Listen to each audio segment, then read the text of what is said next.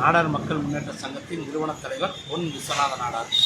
இன்றைக்கி பார்த்தீங்கன்னா ஈரோடு மாவட்டம் கோபி நகராட்சியின் மேற்குப்புற எல்லையில் நகராட்சியினுடைய நுழைவாயில் சாலை விரிவாக்க பணிக்காக இடிக்கப்பட்டு இப்பொழுது புதிதாக கட்டப்பட்டு வருகின்றது.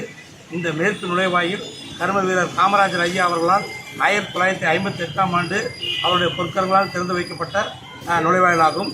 எனவே இது மீண்டும் புதுப்பித்து கட்டும் பொழுது, அதை திறப்பலா செய்யும் பொழுது நிச்சயமாக கர்ம வீரர் காமராஜர் ஐயா அவர்களின் வளைவு என்று பெயர் வைக்க வேண்டும் என்று இன்று நாங்கள் கோபி நகராட்சி ஆணையர் அவர்களிடமும் நகர்மன்ற தலைவர் அவர்களிடம் மனு கொடுத்துள்ளோம். இது சம்பந்தமாக மேலும் மாவட்ட ஆட்சித்தலைவர் அவர்களிடமும் மாண்புமிகு அமைச்சர் சு முத்துசாமி அவர்களையும் சந்தித்து இது சம்பந்தமாக மனு கொடுத்துள்ளோம்.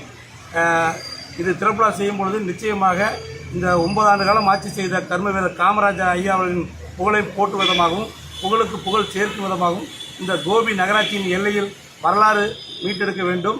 எனவே காமராஜர் ஐயா அவர்கள் பெயர் வைக்க வேண்டும் என்று தமிழக அமைச்சருக்கு மாண்புமிகு தமிழக முதல்வர் ஸ்டாலின் ஐயா அவர்களுக்கு எங்களது சங்கத்தின் சார்பாக கோரிக்கை வைக்கின்றோம்.